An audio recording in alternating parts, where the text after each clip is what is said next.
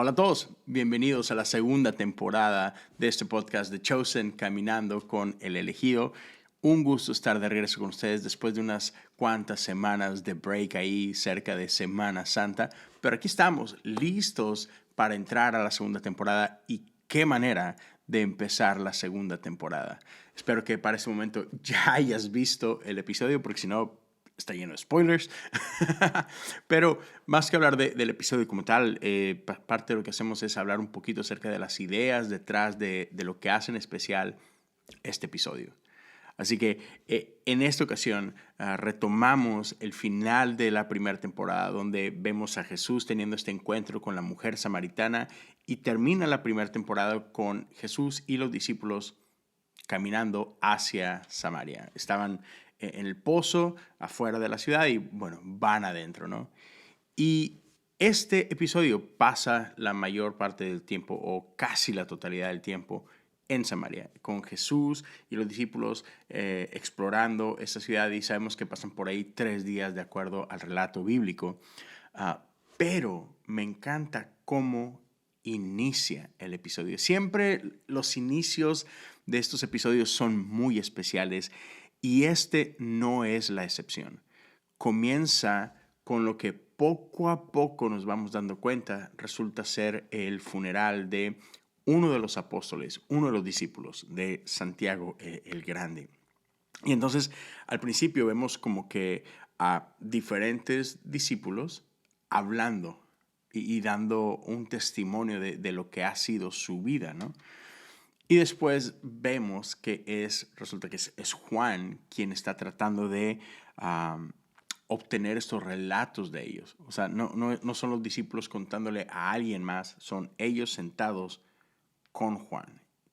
Y no es que vemos a Juan ya escribiendo el Evangelio de Juan, sino que lo vemos en estos primeros momentos, ¿no? En estos primeros días donde él sabe que quiere escribir al respecto y está en esta parte de haciendo la tarea, recopilando historias, tratando de hilar y entender qué es lo que quiero hacer. Y de hecho me encanta, hay una escena donde vemos a Juan sentado con María y están platicando de todo esto. Y toda esa conversación es muy buena.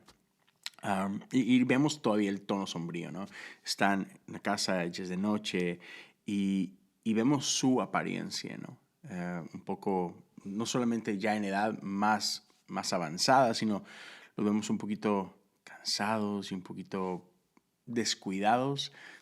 Y eso tiene que ver con el funeral como tal. Dentro de la tradición judía, este periodo es algo que ellos conocen como el Sheva. Y estos son los primeros 7 días del periodo de lamento, de dolor, de duelo. Creo que los judíos tienen una práctica muy sana acerca del duelo. Creo que muchos de nosotros, y yo me identifico con esto, tratamos de movernos lo más rápido posible de tiempos o temporadas difíciles en nuestra vida. Sin embargo, para la comunidad judía lo viven. Son 11 meses o un año donde ya, vamos a practicar nuestro duelo. Pero los primeros 7 días son los más intensos. Y son 7 días donde cubren espejos, por ejemplo, porque no se trata de tu apariencia, no se trata de cómo te ves, no se trata de que estés bien, no, estás mal y eso está bien. Entonces no se arreglan, no se maquillan, y vemos un poco de esto en esta escena de apertura, ¿no? Pero el punto es Juan y María, madre e hijo. Y tú puedes decir por un momento, ¿cuál madre e hijo? Espérame. María es la madre de Jesús, no de Juan. Pero esto hace referencia a esas palabras que Jesús declara desde la cruz cuando ve a Juan y ve a María. Le dice, madre, he ahí tu hijo, hijo, he ahí tu madre. Y sabemos que dentro de la práctica judía esto era muy importante, porque para María, en ese punto de su vida, haberse quedado sola hubiera sido algo muy difícil. Sin embargo, Jesús le dice a Juan, básicamente, te encargo a mi mamá. Así que, mamá, por favor, ve con Juan. Y entonces sabemos que lo que hubiera pasado después de la cruz es que María se fue a vivir a casa de Juan. y Juan es quien se encargó de la vida de María. Entonces, imagínate, ¿qué tipo de conversaciones no tuvieron estos dos alrededor de Jesús y su ministerio entre estos pueblos, estas ciudades? Seguramente conversaciones increíbles que de una o de otra forma quizás ayudaron a Juan a moldear su visión para lo que terminó siendo el Evangelio de Juan. Y me gusta cómo en esta escena le dan como que ¿sabes? Un cariñito a ese hecho y hay una parte donde María menciona esto de que Juan, le dice, hey, tranquilo, no tienes que correr, no tienes que hacer esto ya. Y eso me da la ilusión de que Juan termina siendo el último de los evangelios que fue escrito. Y por ahí hay una parte donde dicen, sí, seguramente Mateo ya está haciendo esto y ya tiene su libro hecho, ¿no? Pero María le recuerda a Juan, hey, tranquilo, no trates de escribir todo. Al final del día, si fueras a escribir todo lo que Jesús llegó a hacer, ni todos los libros del mundo podrían contener esas historias. Ahora, ¿María realmente dijo eso? No sé, quizás no, pero toman esta libertad, ¿no? Que ese pasaje es literal algo que es tomado de el libro de Juan, el último capítulo en el Evangelio de Juan, ¿no? Y otra vez, está muy padre, creo que hace un muy buen trabajo al dejarnos ver un poquito de esto, ¿no? Del rol de Juan y María después de la cruz, el tipo de conversaciones que tuvieron. Y esta parte donde así es como funcionó la hora de escribir los evangelios. Y eso me gustó por lo siguiente. Por ahí en los round tables que tienen después de cada episodio, uno de los consultores teológicos para esta ocasión, en esta temporada, es el obispo Robert Barron, un obispo de la Iglesia Católica acá en los Estados Unidos. Es un tipo brillante que amo y respeto muchísimo. Y él mencionó esta situación. Dice, cuando él estaba estudiando su seminario en no sé qué años eran, si en los 70s o en los 80s, pero dice, estaba muy de moda toda esta parte del análisis crítico y demás. Y decía, mucha gente, y hasta la fecha creo que vemos esto, mucha gente trata de menospreciar el valor de la Biblia porque dice, estos evangelios fueron escritos 40 años después, 70 años después, 90 años después de los eventos. Entonces, como que qué validez pudieran tener, ¿no? Y es como que, ¿de qué estamos hablando? Y me gusta que este episodio muestra un poco eso. 30, 40, 50, 60, 70 años después de... La gente seguía ahí. Y quienes escribieron los evangelios hicieron este tipo de cosas. Hablar con aquellos que estuvieron presentes en esos momentos. Entonces imagínate, o sea, los discípulos después de la cruz siguieron teniendo conversaciones. Y seguramente pasaron muchos momentos como este, donde simplemente estaban recordando, ¿te acuerdas de aquella ocasión? Cuando pasó esto, cuando fuimos aquí. Y puedo escuchar, casi creo, las conversaciones donde, no, Juan, no fue así. Acuérdate que primero fuimos acá y, ¿sabes? Obviamente cada quien tiene su perspectiva y cada quien tiene su forma de recordar las cosas. Y entonces seguramente conversaciones entre ellos moldearon mucho de lo que otra vez hoy conocemos como los evangelios, bajo la inspiración del Espíritu Santo, por supuesto, ¿no? Pero el hecho que gente quiera descartar la autoridad de la Biblia simplemente por el tiempo es ridículo. Es como hoy, en nuestra actualidad, ¿cuántos libros de historia no tenemos que fueron escritos recientemente y nos hablan de, por ejemplo, el asesinato del presidente John F. Kennedy, o que nos hablan acerca de, no sé, la invasión de los romanos en Medio Oriente, o lo que tú me digas? O sea, tenemos un montón de libros de historia que son escritos en nuestra actualidad y que, lejos de ser cuestionados, son aplaudidos por el nivel de investigación detrás de ello, por el nivel de academia detrás de ello. Y otra vez, son celebrados. Entonces, ¿por qué pretender que la Biblia no tiene el mismo tipo de valor cuando básicamente pasó por el mismo proceso de escritura, ¿no? Entonces, solo se me hizo interesante ese punto, ¿no? Entonces, haciendo referencia a lo que nos muestra este inicio, ¿no? Lo que Juan está tratando de hacer.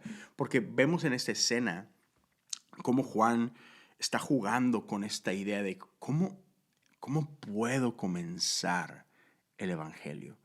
Y está jugando con esta idea de, pero es que me encanta, y hace referencia a Génesis, me encanta la historia de la creación, me encanta cómo comienza, ¿no?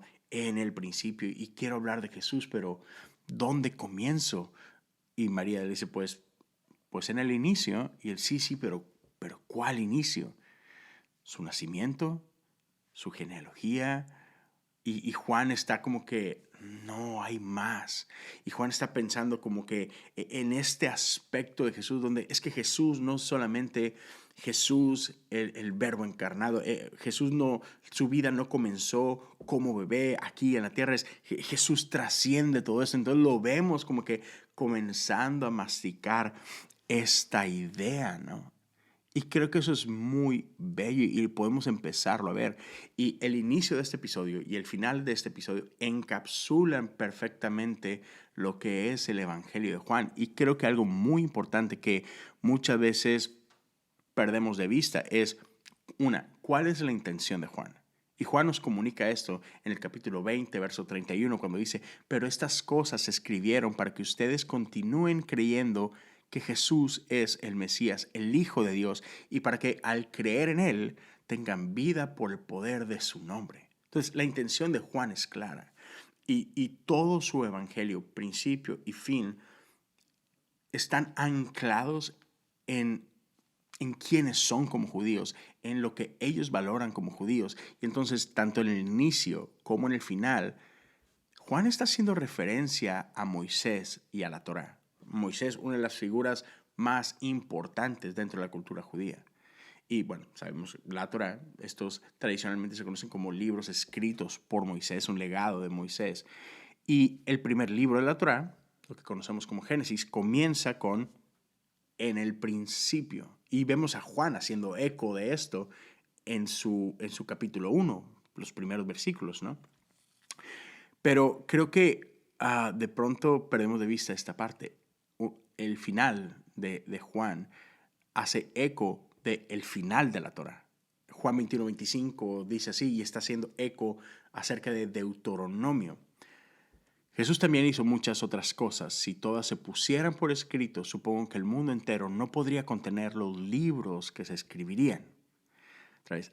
A lo que está haciendo Juan ahí, está haciendo referencia a Deuteronomio 34, 10 y 11, que dice, nunca más hubo en Israel otro profeta como Moisés, a quien el Señor conocía cara a cara. El Señor lo envió a la tierra de Egipto para realizar todas las señales milagrosas y las maravillas contra el faraón, contra toda su tierra y todos sus sirvientes. Entonces lo que Juan quiere dejar claro es, Jesús es mayor que Moisés. Los hechos, las obras, los milagros de Jesús son mucho mayores que las obras de Moisés. Ya cuando pensamos que no hay otro profeta como él, bueno, Jesús es quien hemos estado esperando. Ya, y esto nos pone a Jesús ahí en medio de su contexto como judío. Y creo que eso es muy importante y algo que la serie hace de una forma muy, muy especial. Creo que hay ocasiones en que vemos otro tipo de películas o contenido que tiene que ver con Jesús donde se ignora mucho su judaísmo, porque nos enfocamos en el cristianismo de Jesús, que claro, o sea, ya está bien, pero Jesús es un hombre judío y olvidamos eso. Jesús vino a este mundo en Israel, dentro de la comunidad judía, dentro de lo que es todo eso representa, cultura, tradición, religión, etcétera, ¿no? Entonces, ya, creo que eso es bastante especial, ¿no? Y entonces, hay muchísimo en tan solo los primeros minutos del inicio de esta segunda temporada. Pero luego el resto, la mayor parte de la aventura de este episodio número 1 de la temporada 2, sucede en Samaria. Y vemos mucho de lo que está pasando ahí. Y creo que todos hemos escuchado de la tensión que había entre judíos y samaritanos, ¿no? De cómo había una tensión, había un rechazo, había un odio entre estos dos pueblos. Y creo que este episodio nos deja ver un poco de eso. Hay algunas instancias donde vemos algunos conatos por ahí, ¿no? Entonces, ya, esta tensión tiene que ver porque para los judíos, los samaritanos son gente impura. ¿Por qué? Porque los samaritanos son los descendientes de aquellos judíos que se mezclaron con otros pueblos. Algo que para ellos no era bien visto. O sea, el judío se asociaba con otros judíos, se daban en casamiento entre ellos. No, y era muy claro, hay un punto en la Torá donde está prohibido que no te mezcles con esos pueblos. Al ir caminando, al ir llegando a la tierra prometida, en el proceso, no te contamines con los demás pueblos. Sin embargo, hay un grupo de judíos que sí lo hicieron. A estos judíos que después se asentaron en una región, eso es lo que le llaman los samaritanos. Y por eso hay esta gran rivalidad, porque tú no eres un judío de verdad, tú eres menos que nosotros. Y había diferencias entre ellos, diferencias sociales, había diferencias en adoración. Ellos también, o sea, como muchos judíos, hey, creemos en nuestro Dios, pero hay algo diferente. La Torah de ellos y la Torah de los judíos tiene diferencias, tiene como 6,000 diferencias. Algunas muy pequeñas, creo que escuché dentro de la conversación con los expertos que aconsejan a las series, 3,000 diferencias son muy, muy leves, pero hay otras 3,000 que son un poquito más pesadas. Entonces su Torah no se ve exactamente igual a la Torah del pueblo judío. Su manera de practicar la fe también son un poquito diferentes. También tienen sinagogas, pero ellos no tienen sacerdotes. Ellos tienen otro tipo de líder, ¿no? Entonces, hay diferencias. Para unos, aquí es donde tenemos que adorar. No. Para los judíos acá es donde tenemos que adorar. Y vemos esa conversación, ¿no es cierto?, con Jesús y la mujer samaritana en el pozo, donde dice, hey, pero ¿qué hay respecto a este monte? ¿Qué hay respecto a este otro monte? Y Jesús es donde famosamente le dice, ni en este monte ni en aquel, o sea, eso no importa, ¿no? Pero era parte de las tensiones con las que ellos vivían. Entonces, me parece interesante porque creo que eso es un reflejo de lo que seguimos viviendo hoy en día. Ya, si bien nosotros los cristianos evangélicos no veríamos, judíos, samaritanos, ok, algo raro. Otra vez, lo hacemos todo el tiempo. Hay más de 30,000 denominaciones cristianas hoy por hoy. Y si algo veo hoy en día bastante, todo el tiempo, sobre todo en redes sociales, es cristianos peleándose con otros cristianos. Ustedes no creen en lo correcto. Ustedes siguen a un líder malo. Ustedes no tienen la doctrina sana. Ustedes, o sea, ¿sí me explico? Lo seguimos haciendo y obviamente todo el mundo asume que mi manera de adorar es la correcta. Tu manera de adorar no es la correcta. Lo seguimos viendo todo el tiempo. Esa es la pelea que tenían los judíos y los samaritanos. Tu manera de adorar no es la correcta. Tu manera de creer no es la correcta. Tú no eres el pueblo correcto. Nosotros somos el pueblo correcto. Nosotros sí entendemos a Dios. Tú no entiendes a Dios. Otra vez, no muy diferente a lo que seguimos viendo en nuestro tiempo. Pero dentro de este episodio también hay una de las líneas de los personajes y todo. Es que seguimos a un samaritano en especial que es completamente inventado, o sea, eso no es bíblico, pero es otra de las cosas que esta serie hace muy bien, que aun cuando se toman libertades creativas, están ancladas en verdades bíblicas, ¿no? De aquí conocemos a un samaritano que está lastimado, que tiene su familia y están pasando por una pobreza muy fuerte. Y en un acto de desesperación, este hombre hizo cosas muy malas. Entonces ahí los vemos luchando, aferrándose a la vida como pueden, sobreviviendo. Y sin embargo Jesús toma a sus discípulos y comienzan a servirlo. Y en un punto vemos a Jesús que llega y se invita a sí mismo a cenar con esta familia. Y ese samaritano le dice, ¿por qué quieres venir con nosotros? Ustedes son judíos, somos samaritanos, sabes que no nos llevamos bien, no tengo nada que ofrecerte, perdón. Y Jesús le dice, todo está bien, no me tienes que ofrecer nada, nosotros venimos ofreciéndote a ti, nosotros traemos comida, nosotros tenemos todo, solamente necesitamos tu casa. Y entonces cenan con él. Y en medio de este tiempo en el que los discípulos y Jesús están compartiendo historias y están riendo y todo se ve como que muy padre, de pronto llega un momento de tensión, donde este samaritano se siente indigno, se sabe indigno y manda a dormir básicamente a su niña. Su esposa va a cumplir con esta responsabilidad de acostar a la niña y se queda ese samaritano con Jesús y los discípulos. Y amo esto, otra vez, la historia como tal no es real, es una fabricación de la serie, pero la verdad detrás de ella es increíble. Entonces, con lo que ellos juegan es que ese samaritano es uno de los hombres que golpea y deja medio muerto a el judío, el cual Jesús menciona cuando cuenta la historia del buen samaritano.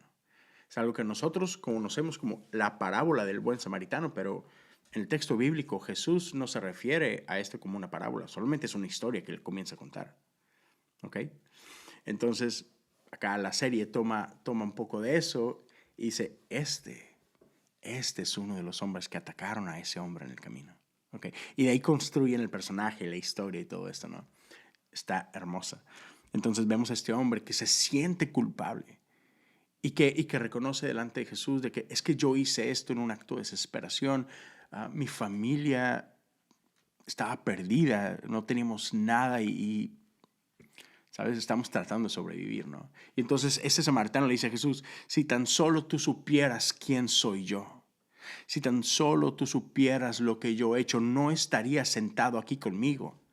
No me abrirías tu corazón, no serías bueno conmigo si tú supieras lo que yo he hecho.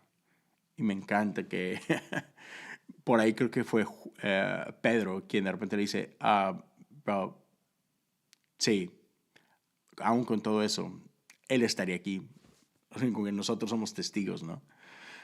Y Jesús le dice básicamente es de que yo sé lo que hiciste. Yeah. Yo sé lo que estás viviendo. Y sé lo que pasó con ese hombre. Está bien. Este samaritano cargaba con esta culpa, ¿no? De que maté a alguien, soy un asesino y no era mi intención y yo no quería, pero esto es lo que soy. Y Jesús calma su corazón, le dice, todo está bien, ese hombre no murió. Alguien llegó y lo ayudó y lo asistió y está bien. Y vemos a este samaritano cargando con toda esta culpa y desahogándose y llorando profundamente. Y Jesús diciéndole, está bien, todo está bien. Y vemos a este Jesús amándolo, a este Jesús restaurándolo. Y eso es algo que me encanta.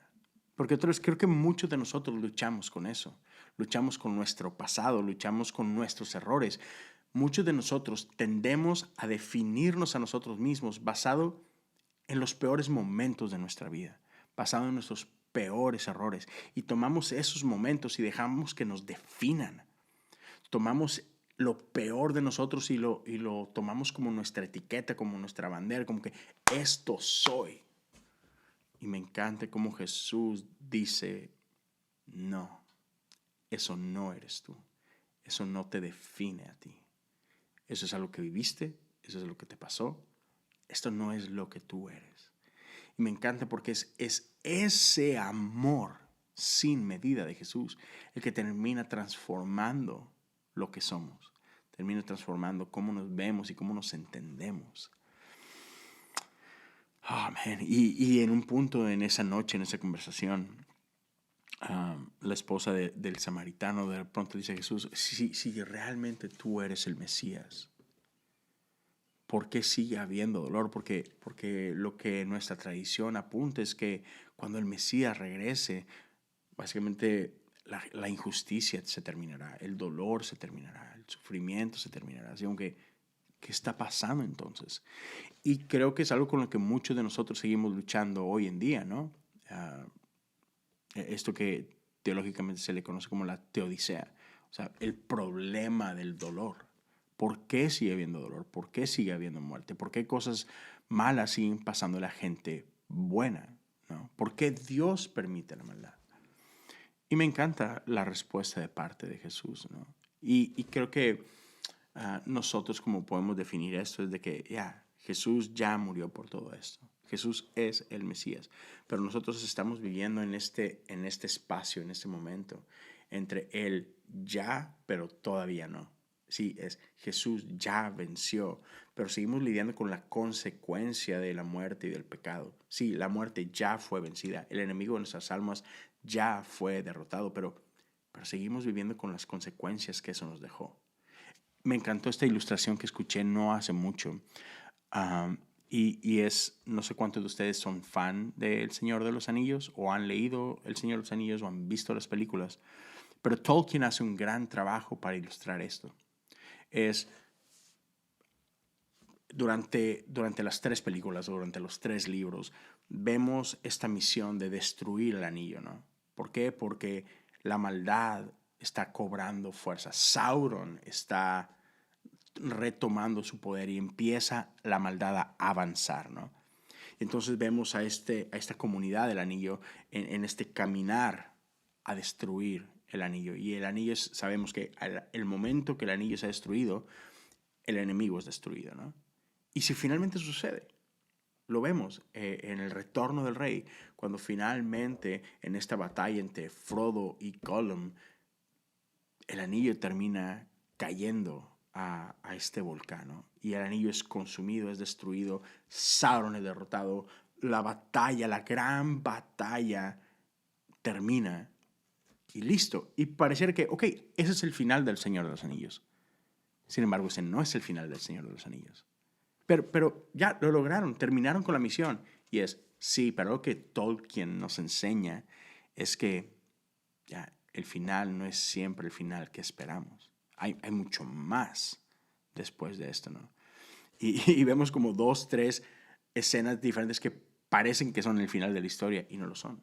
Cuando al final del día los hobbits regresan a casa, cuando ellos regresan a la comarca, vemos como pasan un tiempo limpiando el desastre que había producido la guerra, la batalla.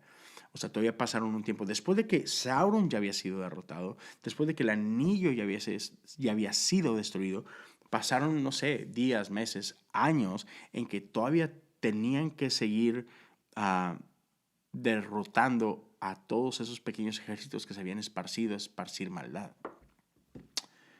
Entonces, creo que eso es algo similar a lo que estamos viviendo nosotros. Es decir, el enemigo ya fue derrotado. La maldad, el pecado ya fueron destruidos. Pero los efectos que causaron los seguimos viendo. Pero va a haber un día en donde eso tendrá un fin por completo, ¿no? Y Jesús hace alusión a esto, de que va a haber el día en que vas a ver esto en su totalidad. Pero por lo pronto, huesos seguirán siendo rotos, heridas seguirán doliendo, dolor seguirá existiendo. Así que, pero todo va a estar bien. Y me encanta esta parte que por ahí vemos en los evangelios, porque a veces cuando pensamos en dolor y pensamos en todo esto, muchas veces decimos así como que, Dios, ¿dónde estás en medio de todo esto, no? Pero me encanta que nosotros creemos en un Dios que no es lejano, en un Dios que viene y se mete con nosotros en medio de todo esto. Y tenemos a un Dios que nos entiende, tenemos a un Jesús que padeció todo tipo de dolor, igual que tú y que yo. Tenemos a un Dios que empatiza con nuestra experiencia. Y a veces pensamos en dolor y pensamos en sufrimiento y solamente pensamos en la cruz de Jesús, en la pasión de Jesús. Pero hoy escuché algo de parte de esos teólogos que me llamó muchísimo la atención. Y es que la encarnación es un sacrificio quizás igual de grande que la cruz. Déjame leerte este pasaje de Filipenses 2, 6 y 7 y estamos a punto de terminar. Dice, aunque era Dios, no consideró que el ser igual a Dios fuera algo a lo cual aferrarse. En cambio, renunció a sus privilegios divinos, adoptó la humilde posición de un esclavo y nació como un ser humano cuando apareció en forma de hombre. ¿Puedes imaginarte eso por un momento?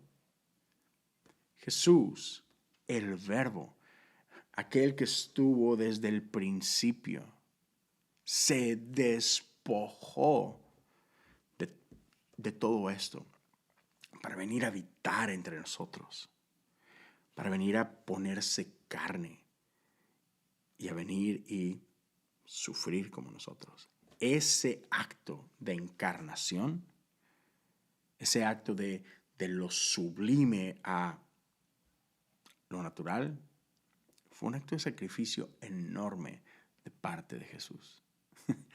y me encanta una de estas escenas ya al final, cuando a Jesús lo invitan a participar en el acto de adoración junto con los samaritanos, de que Jesús, antes de irte, sabemos que es tu último día, podrías venir y adorar con nosotros y podrías honrarnos con ser tú quien lea la escritura de la Torá. Y entonces Jesús está ahí en el templo de ellos y manda a traer a Juan. Y Juan, ¿qué debería de leer ahora? ¿No? Y ahí están platicando un poquito acerca de qué leer y qué no leer y todo esto, ¿no? Y finalmente deciden leer el inicio, Génesis, la creación. Y me encanta cuando Jesús va a tomar el rollo y dice, ya, esto me trae muy buenos recuerdos. Me encantó esa pequeña broma ahí donde Jesús dice, ya, yo estuve ahí, ¿no? Y en esto creemos, que por Él y en Él fueron creadas todas las cosas. Y Jesús estuvo ahí desde el principio, ¿no? Y es algo que la serie hace de una manera increíble. Nos muestra la humanidad de Jesús, pero también nos muestra su divinidad, ¿no? Y cómo coexisten en este hombre. Entonces, ya, no sé, man, qué gran manera de comenzar la segunda temporada. Amé este episodio, hay muchísimo. Y quizás hay muchísimo más de lo que no hablé y que a ti te llamó la atención. Si quieres compartir eso, déjalo por acá en los comentarios. ¿Qué parte de este episodio hizo explotar tu corazón? ¿Qué fue lo que más habló a tu vida? Me encantaría leer eso. Así que si estás viendo, ya sea en YouTube o en Facebook, deja un comentario por ahí.